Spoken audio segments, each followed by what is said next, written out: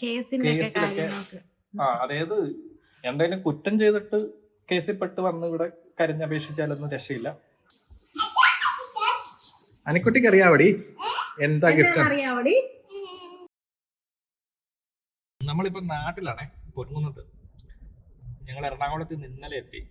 ഓണമൊക്കെ ആയതുകൊണ്ട് ഓണമൊക്കെ ആഘോഷിക്കാൻ വേണ്ടി എത്തിയതാണ്. അപ്പം ഈ ഒന്ന് രണ്ട് കാര്യങ്ങൾ കൂടെ ഉണ്ട് ഇതിന്റെ കൂടെ, ചെറിയ ചെറിയ സർപ്രൈസുകൾ.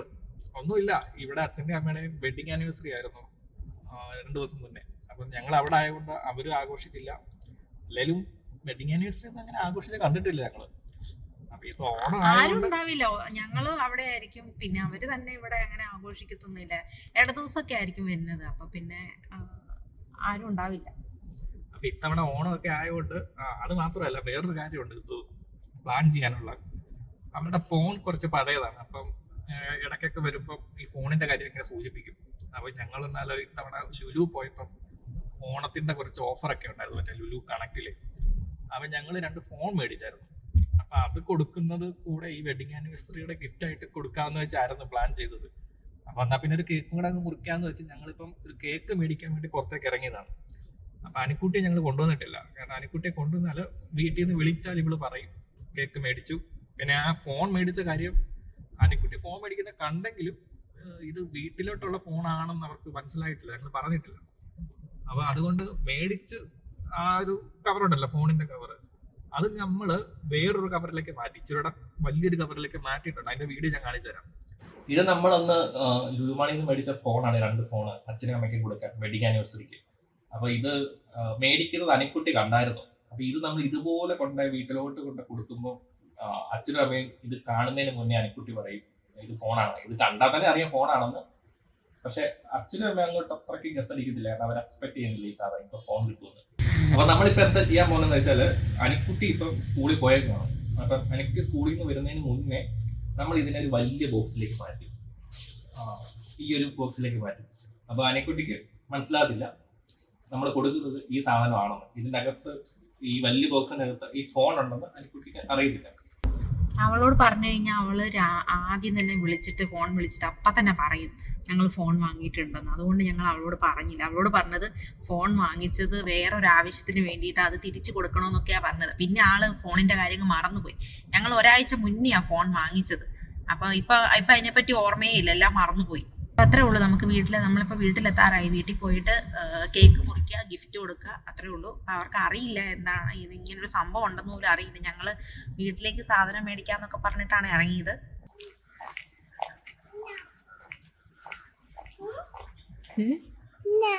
ഒന്നുമില്ല. ഗേറ്റ് തുറക്ക, വണ്ടി കയറ്റി വിടട്ടെ. ഒന്നുമില്ലെന്ന്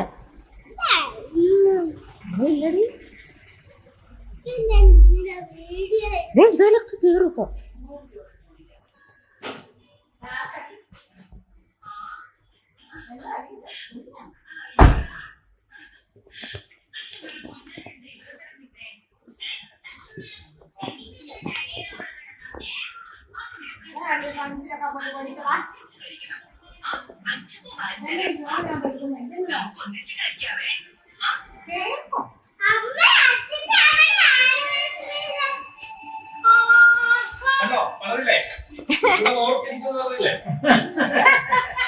എന്ത് സാധനം കൊണ്ടുവന്നാലും കണക്ട് ചെയ്യും.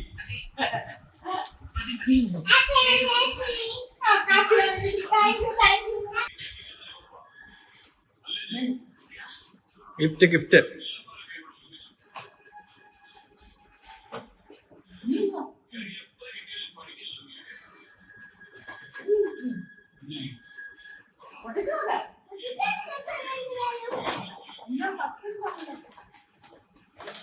TV വെറുതാവോ?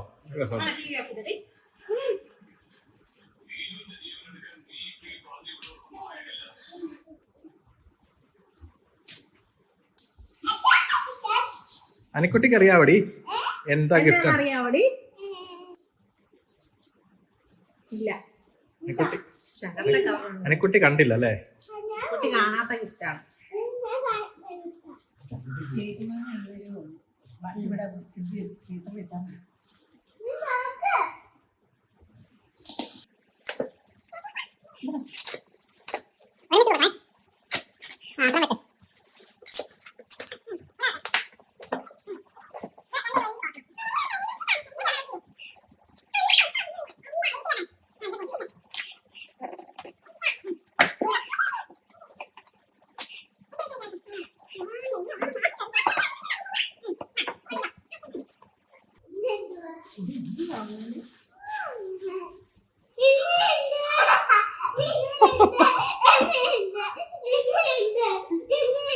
അതിനെ പൊട്ടിച്ചോ.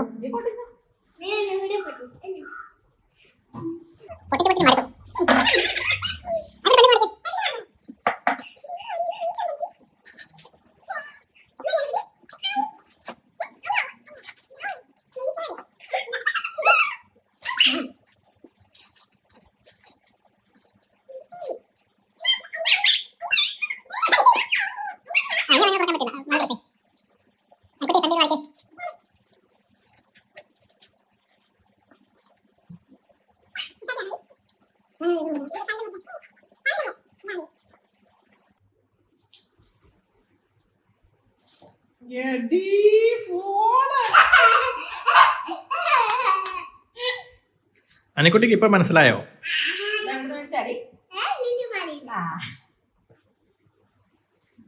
എന്നെ പറ്റിക്കാനാ ഞങ്ങള് വേറെ കവറിൽ കൊടുക്കുന്നത്. അല്ലേ നീ വന്ന് പറയും.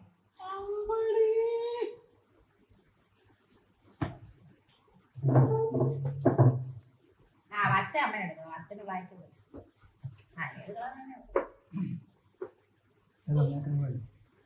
മോട്ടോജി മോട്ടോറോള അതിന് അങ്ങനെ വെൽക്കം വെൽക്കം.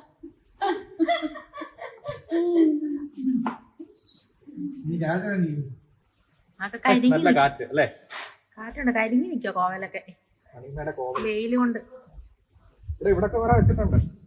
അവിടൊക്കെ എന്തൊക്കെയോ മണിയമ്മയുടെ കൃഷികളാണ്. കോവിഡിന്റെ സമയത്ത് ഇവിടെ ആയിരുന്നു ഞാൻ. എന്റെ ബ്രെയിൻ സ്റ്റോം ചെയ്യുന്നത് ഇവിടെ ആയിരുന്നു. എന്തെന്ന് വർക്കൊക്കെ ചെയ്ത് കഴിയുമ്പോൾ ഫ്രീ ടൈമിൽ ഇവിടെ വന്ന് സന്ധ്യ ആകുമ്പോൾ ഇങ്ങോട്ട് വന്ന് നല്ല തണുത്ത കാറ്റും. അമ്പലം തൊട്ടിപ്പറയുള്ള അമ്പലം കാണിച്ചാ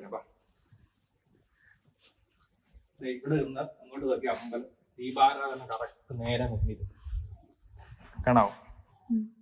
ഉണ്ടോ? കറക്റ്റ് മുന്നില മേജർ ചെറുവള്ളി ശ്രീദേവി ക്ഷേത്രം. ഇത് ശരിക്കും വേറെ ഒരു രീതിയിൽ അറിയപ്പെടുന്നുണ്ട്. നമ്മുടെ ഏതാ ജഡ്ജിയമ്മാവൻ, നിങ്ങൾ കേട്ടിട്ടുണ്ടായിരിക്കും ജഡ്ജിയമ്മാവൻ. മറ്റേ ആ കരിക്കട്ടല്ലോ കേസിലൊക്കെ.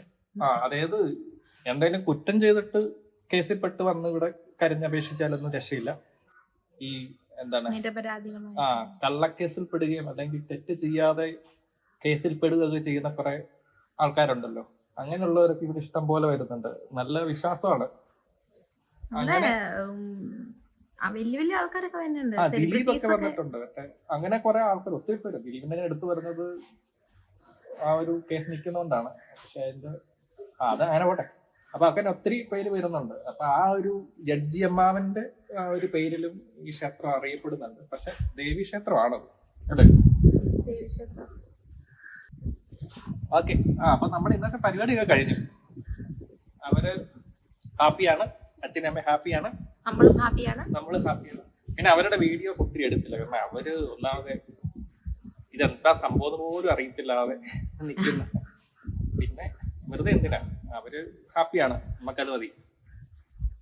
ആ ഫോണ് കിട്ടുമെന്ന് ഒരിക്കലും പ്രതീക്ഷിച്ചില്ലല്ലോ. രാവിലെ പറഞ്ഞപ്പോഴും നമ്മൾ മൈൻഡ് ചെയ്തില്ല. കാരണം ഫോൺ നമ്മുടെ കയ്യിൽ ഉണ്ടായിരുന്നെങ്കിലും ഇവര് ഫോണിന്റെ കാര്യം ഇങ്ങനെ പറയുന്നുണ്ട്. അച്ഛൻ വന്ന് രാവിലെ ചോദിച്ചു ഓക്സിജന് വരെ ഒന്ന് പോയാലോ, ഓണമല്ലേ എന്നൊക്കെ. ആളുടെ ചോദിച്ചേ. ആള് നൈസായിട്ടൊന്ന് സ്കൂട്ടായി പോയി. ഉച്ച ആയപ്പോഴത്തേക്ക് സാധനം കൈ കിട്ടി. ഒട്ടും പ്രതീക്ഷിച്ചില്ലത്. ഓക്കെ, അപ്പം ഈ ചെറിയ സർപ്രൈസ് വീഡിയോ ഇവിടെ തീരുവാണ്. ഇത്രേ ഉള്ളൂ. ഇനി നല്ലൊരു വീഡിയോ ആയിട്ട് ഓണാക്കിയിട്ട് വരുന്നത് നോക്കട്ടെ. നല്ല നല്ല വീഡിയോസ് ഒക്കെ ഇടാൻ പറ്റുമോ? Okay, bye bye.